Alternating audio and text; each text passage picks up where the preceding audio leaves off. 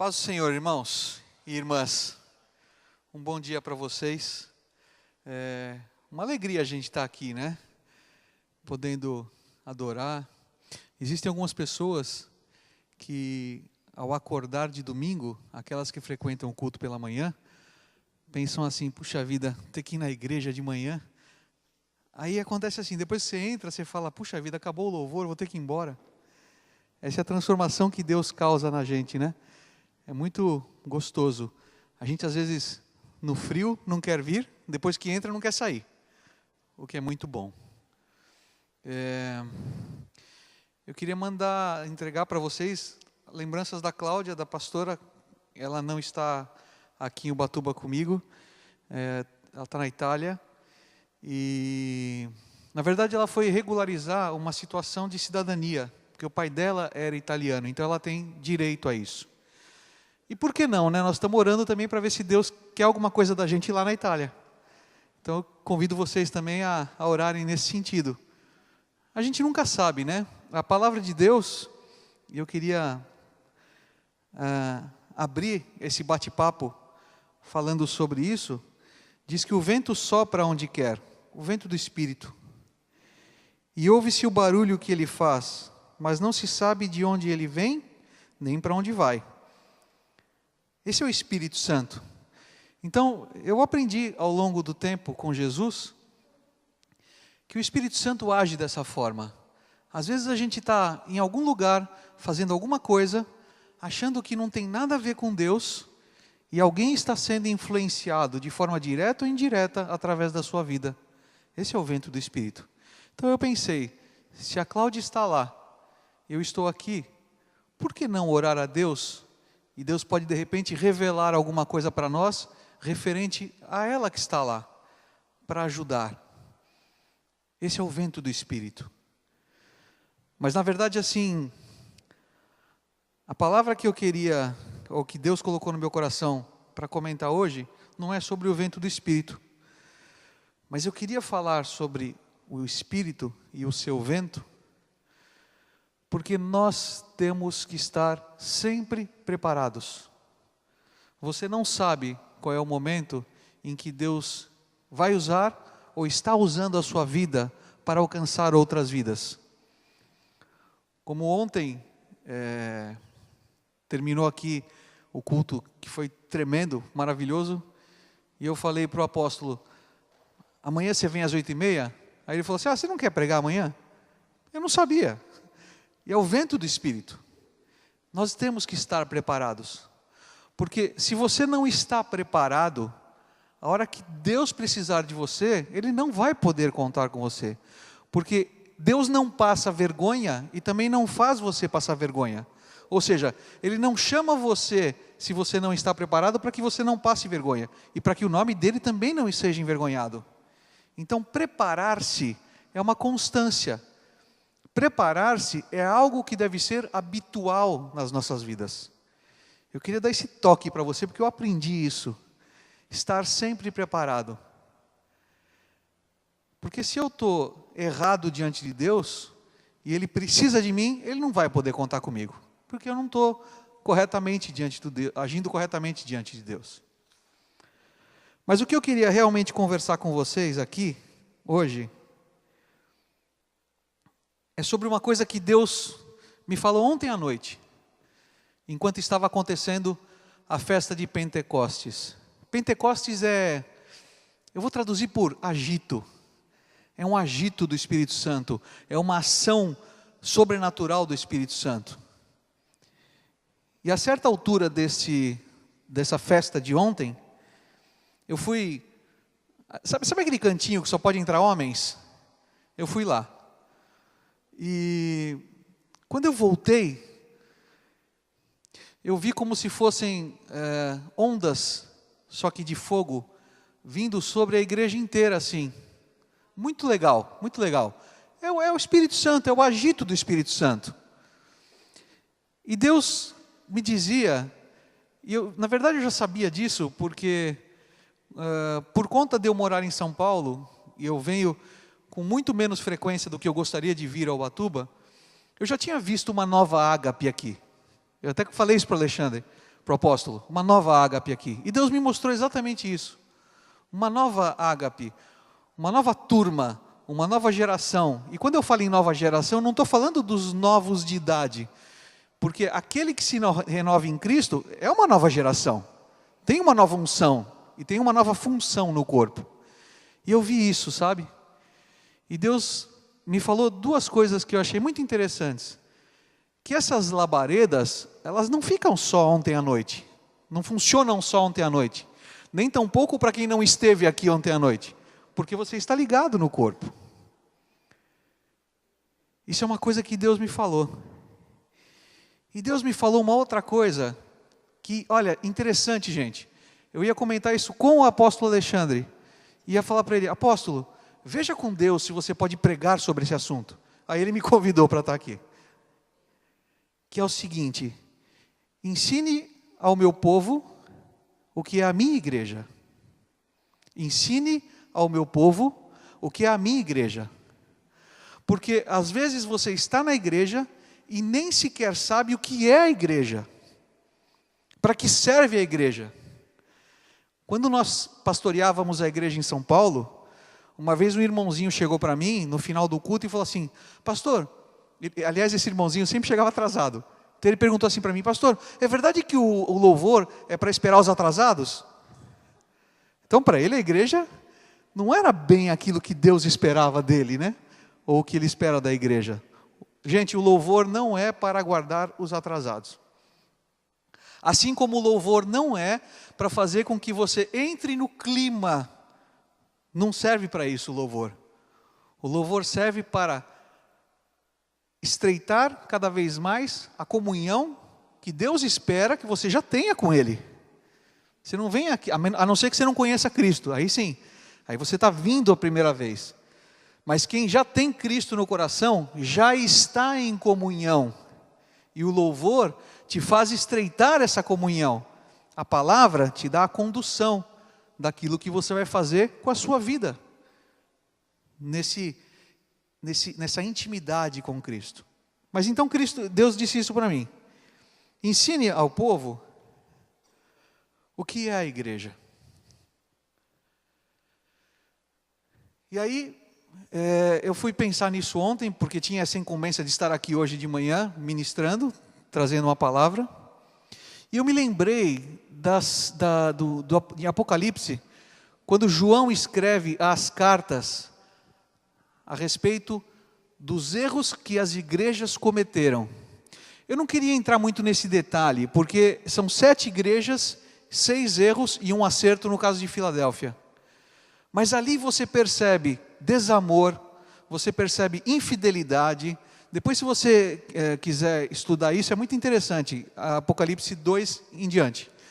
Você percebe desamor, você percebe infidelidade, você percebe desconfiança, você percebe tudo, menos unidade, menos união. E a gente sabe que igreja é o corpo de Cristo, é a noiva. Jesus é o noivo e a igreja é a noiva. A gente sabe também que igreja é um agrupamento, é um ajuntamento de pessoas. A igreja, gente, não é a parede. É claro que nós temos que ter a estrutura da parede para poder estar aqui. Mas se nós estivéssemos todos reunidos numa praça, é a igreja. Se você está reunido no seu quarto sozinho, falando com Jesus, é a igreja. Porque é você e Deus, o corpo e o cabeça, que é Cristo. E é isso que Deus começou a colocar no meu coração. Ensine o que é a igreja. A igreja não é isso. Apesar da Ágape, como todas as igrejas, serem uma associação sem fins lucrativos, a igreja não é isso. A igreja não é uma associação. A igreja é o ajuntamento, o agrupamento das pessoas. E aonde eu quero chegar? Afinal de contas, por que Deus ontem à noite falou para mim, fale sobre a igreja? Irmãos, porque quando eu cheguei aqui na quinta-feira, eu dei um toque para algumas pessoas, que são muito queridas minhas, que eu estava aqui. E aí eu fui jantar com algumas pessoas, almoçar com outras, E como eu me sinto entre amigos aqui. Pessoas que me conhecem. Eu fico feliz porque mais pessoas aqui conhecem a Jesus do que a mim. Acho ótimo isso. Mas as que me conhecem me receberam com um sorriso, com alegria. Isso é igreja. Isso é que é a igreja. A igreja é o lugar onde você tem amigos. Amigos fiéis, que estão no mesmo propósito de se ajudarem. E aí achei muito legal essa caixinha aqui, e é bem isso, de se ajudarem, de ajudarem os outros irmãos, e de todos nós termos uma única sintonia, que é Jesus Cristo. Isso é igreja. Isso é igreja. E aí dentro da igreja, nós vamos ver o que cabe, através da palavra, e o que não cabe, também pela palavra. Então eu convido você a abrir a Bíblia, a sua Bíblia, por favor, ou o seu celular, seu tablet, o que você tem aí em mãos, em Atos 2, a partir do verso 43. Atos 2, 43.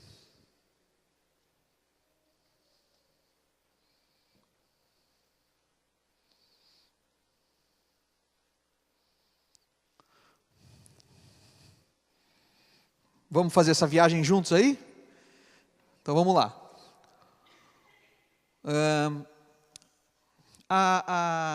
Como é que fala? A versão que eu tenho aqui é aquela para jovem. Porque eu escolhi essa versão de propósito porque ela tem uma linguagem um pouco mais, menos rebuscada, mais direta. Mas tudo bem, porque isso não causa muito problema entre as versões. E diz assim: os apóstolos faziam muitos milagres e maravilhas, e por isso todas as pessoas estavam cheias de temor. Todos os que criam estavam juntos e unidos e repartiam uns com os outros o que tinham. Vendiam as suas propriedades e outras coisas, e dividiam o dinheiro com todos, de acordo com a necessidade de cada um.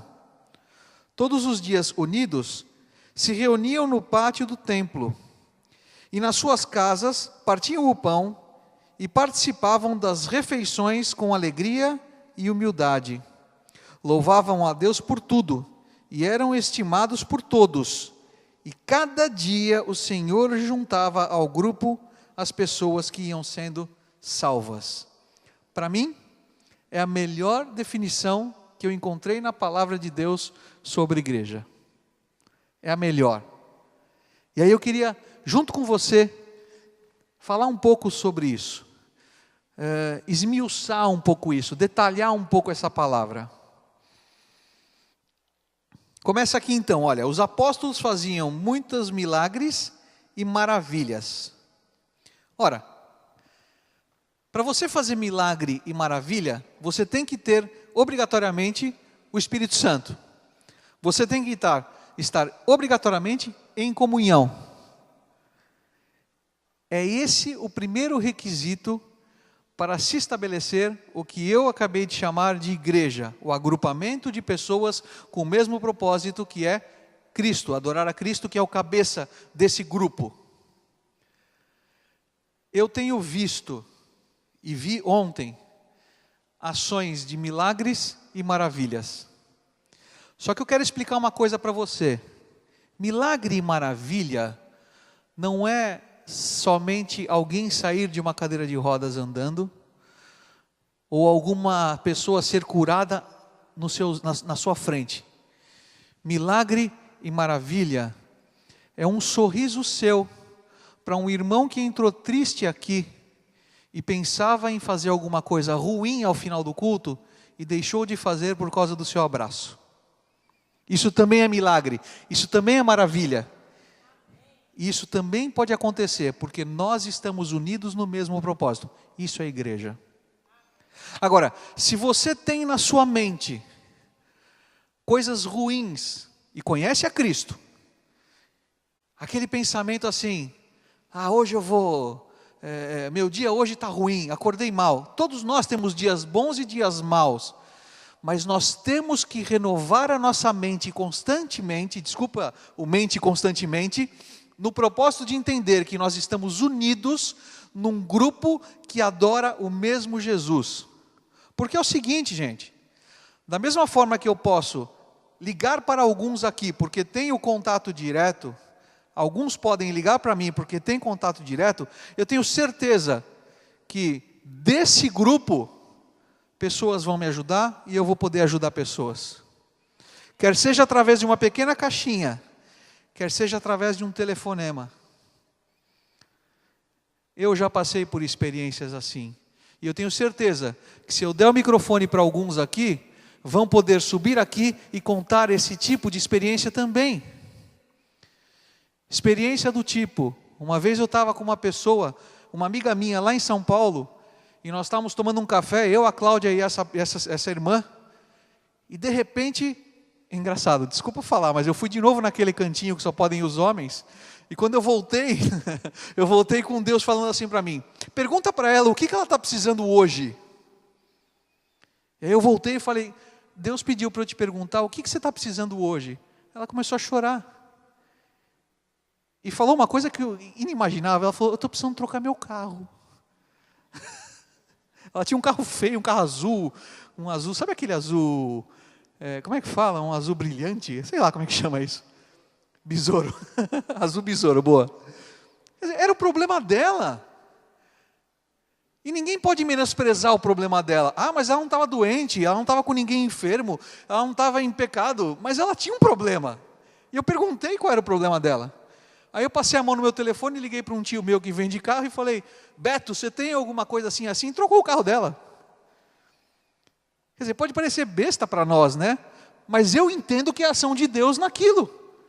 Porque ela conhecia um pouco mais do que é Deus através daquilo. Porque lembra o que eu falei para ela? Deus me perguntou, Deus me falou para eu perguntar para você o que você precisa. Entendeu? Isso é igreja. E isso também pode ser considerado, pelo menos na minha opinião, uma ação milagrosa. Portanto, então, os apóstolos faziam muitos milagres e maravilhas, e por isso todas as pessoas estavam cheias de temor. Temor aqui não é medo, temor é respeito. E isso é uma coisa que nós, como igreja, temos que entender. Respeito ao nosso Deus. Porque, olha, eu vou ser bem sincero com você. Ninguém que tenha o Espírito Santo pode se enganar com relação ao mundo. Ninguém. Se você se engana, ou você não tem o Espírito Santo, ou você quer se enganar, e aí está enganando o Espírito Santo. Por exemplo, eu estou indo em direção a um bar. Eu fui alcoólatra durante 10 anos. E eu digo assim, Deus, se for da tua vontade, não me deixa beber naquele bar. Gente, que é isso? Você está brincando com você mesmo e brincando com o Espírito Santo. E você sabe, diante de uma frase que você vai falar e no meio teria um palavrão, você sabe que na hora que chegar o palavrão na tua mente, a escolha é sua, o Espírito Santo não tem nada a ver com isso, de falar ou não. Na hora de você ofender alguém com a sua palavra, a escolha é sua, o Espírito Santo não tem nada a ver com isso, de você falar ou não. Depende de como é o seu posicionamento diante de Deus, diante do Espírito Santo. Temor é respeito. Gente, nós temos que entender, e para mim foi difícil entender, que o Espírito Santo está dentro, não está ao lado. Você não entra na igreja e aí o Espírito Santo vem e te incorpora. Isso é outra coisa, que eu não preciso nem dizer o nome que vocês sabem. O Espírito Santo está dentro e Ele te dá os alertas. Nós é que podemos, com toda a liberdade, dizer, hoje não. Hoje eu vou pisar na bola mesmo. É pé na jaca que chamam, né? Não, hoje eu vou ter temor, eu vou ter respeito. Então percebam que as duas coisas estão intimamente ligadas, porque a palavra traz dessa forma. Eles faziam milagres, maravilhas, e todos tinham respeito, temor. Você concorda comigo? Que se você tiver respeito, os milagres e maravilhas acontecerão? e se você não tiver, eles não acontecerão. Portanto, é um ciclo. Você quer ver milagre e maravilhas na sua vida, na nossa igreja? Respeite ao Senhor. E aí você vai ver, as coisas vão acontecer.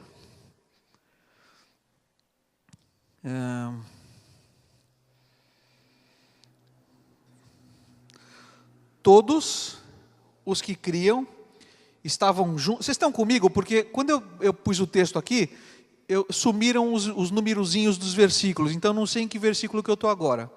Mas assim, todos os que criam estavam juntos e unidos, e repartiam uns com os outros o que tinham.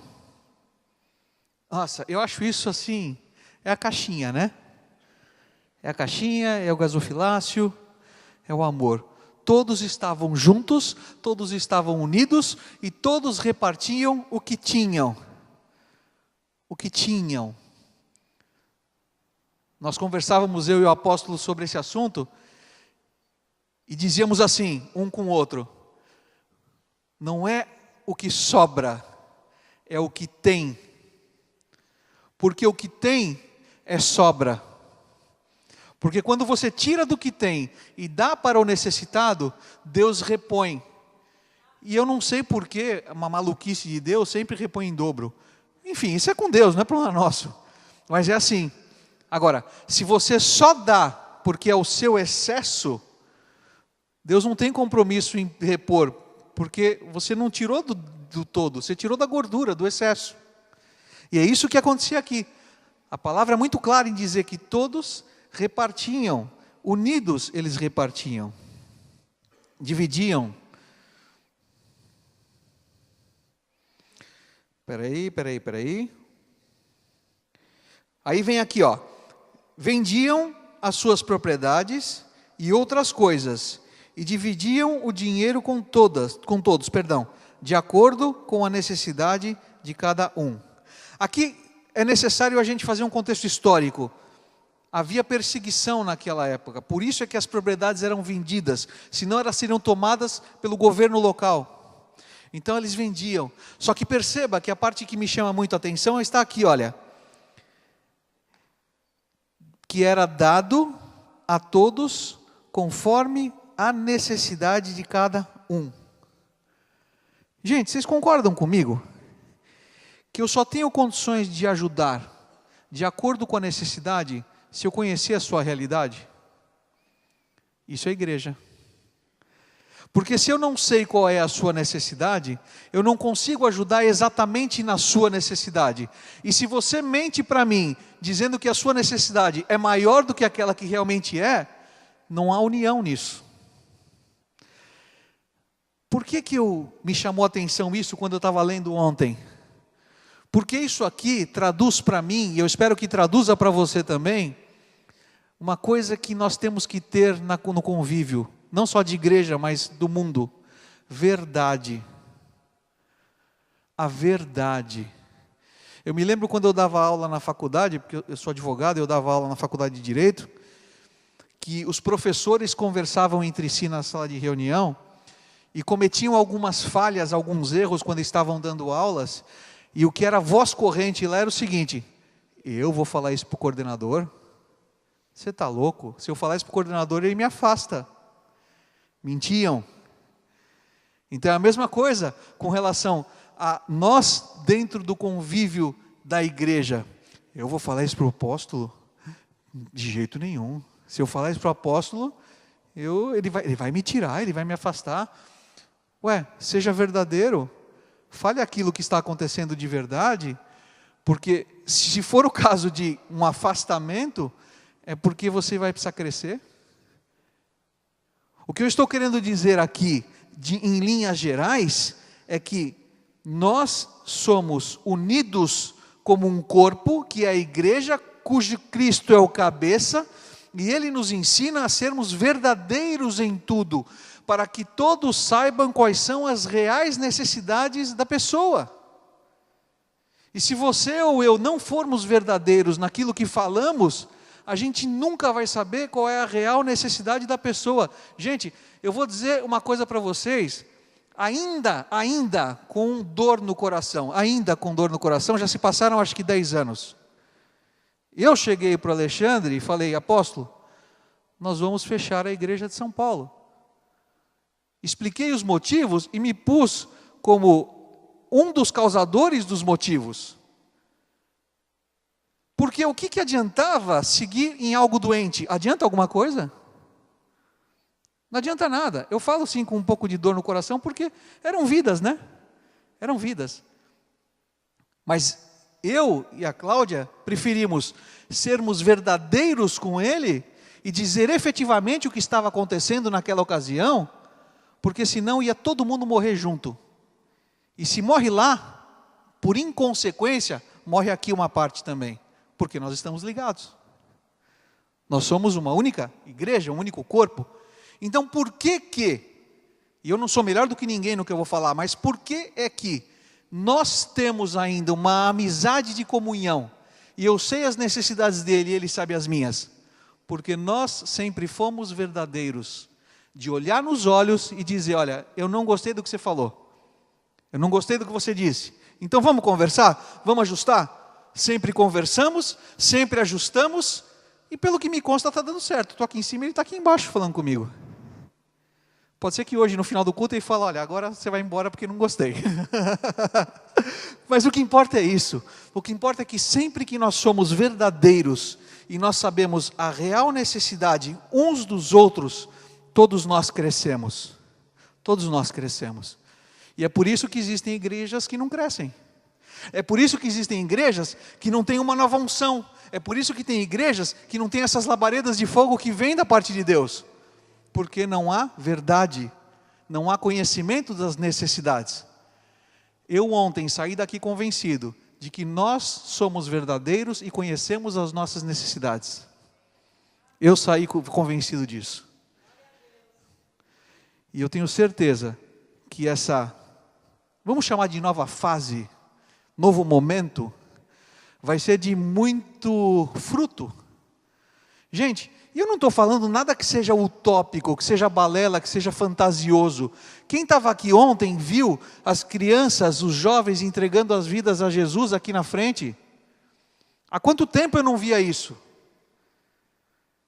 Jovens sendo tocados pelo Espírito Santo, muito mais do que Ben 10, Dragon Ball, sei lá como é que chama essas coisas. Pelo Espírito Santo. É tremendo isso. Isso para mim é o resultado de uma igreja verdadeira. E uma senhora de 90 anos. Uma jovem. Né? Uma jovem, porque ela nasceu de novo. Né? Onde eu parei, gente? Não, agora você me pegou, porque eu estou sem número aqui. Todos os dias, é isso? Todos os dias unidos se reuniam no pátio do templo. Essa eu já li, né? E nas suas casas partiam o pão e participavam das refeições com alegria e humildade. Essa parte eu acho tremenda. É a extensão da igreja. É o café depois do culto. São as células. É o reunir-se. Gente, ontem, eu vou rasgar aqui o coração. Ontem eu saí daqui. Eu estou na casa do apóstolo, e ele pegou meu carro e foi para casa, e eu fui comer uma sopa com o Patrick e com a Christian. Acho que alguns conhecem esse casal. Eles vão voltar. Essa parte depois você edita. E assim, é a extensão da amizade que Deus abençoa. Nós fomos tomar uma sopa, aliás, muito legal esse lugar, em Embaúba. Legal, vamos lá, viu? Tomar uma sopa, é bem legal. E aí, se quiser que eu vá junto, é só me avisar. E aí nós fomos lá tomar uma sopa e nós continuamos conversando sobre a extensão do culto. Ou seja, é o Espírito Santo ministrando ainda mais, porque a amizade nossa não acaba quando o apóstolo fala: Deus abençoe e vá em paz. Não, ela é extensa. E gente, se eu não puder confiar no meu irmão, e talvez por isso Jesus usou essa palavra, irmão, eu vou confiar em quem? Eu vou confiar na pessoa que está fazendo um negócio comigo? Tudo bem, eu tenho que confiar, até porque tem um contrato sendo assinado entre as partes, mas todo contrato tem direitos e deveres, e tem multa se a pessoa não cumprir. Poxa, então se tem multa é porque existe uma possibilidade de haver erro. Eu não estou dizendo que aqui não exista, mas olha, vamos lá, nós estamos seguindo na leitura de uma palavra que fala em união, que fala em respeito a Deus, fala em temor, fala em fidelidade, fala em amizade. Isso é igreja. Tudo aquilo que João, nas cartas que ele escreveu lá em Apocalipse, disse que faltou. Fidelidade, amor, verdade, morte espiritual. E o que Deus está trazendo para nós? Foi o que Deus colocou no meu coração. Explique ao meu povo o que é a minha igreja. A minha igreja é amor, a minha igreja é união, a minha igreja é verdade, a minha igreja é transparência. A minha igreja é olhos nos olhos. Não importa o nível que você esteja, é olhos nos olhos. Estou chateado com isso. Então tá bom, vamos conversar. Isso é igreja. E a igreja é extensão lá na sopa da nossa amizade. Bom, aí o que acontece? Louvavam a Deus por tudo e eram estimados por todos. Louvavam a Deus por tudo. Eram estimados por todos. Me ajuda aqui, você acredita que o estimado por todos, todos daqui de dentro ou todos de fora? Todos de fora. Nós somos luz do mundo, nós somos sal da terra. Se nós somos verdadeiros, se nós estamos unidos, se nós estamos em amor, se nós temos respeito por Cristo, nós levamos a luz para fora. E os de fora nos estimam. E pensam assim, aquele pessoal é diferente, hein? O que esse pessoal tem que eu não tenho? Eu tenho que ir lá ver. Eu estava conversando eu vou fazer um parênteses aqui que me veio à mente, estava conversando com o apóstolo, a gente conversou bastante, né? Pelo jeito. Mas eu estava falando para ele o seguinte, desculpa tocar em dois assuntos ruins. Vocês viram o caso da moça que foi violentada no Rio de Janeiro? Viram? Vocês viram o caso do menino de 10 anos que roubou um carro e aconteceu o que aconteceu? Viram? Muito bem. Pensa comigo aqui uma coisa.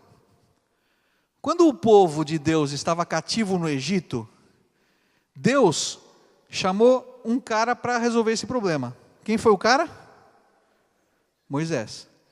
Por que Deus moveu a mão em direção ao povo e chamou Moisés? A palavra de Deus declara claramente que o povo, totalmente junto, clamou ao Senhor.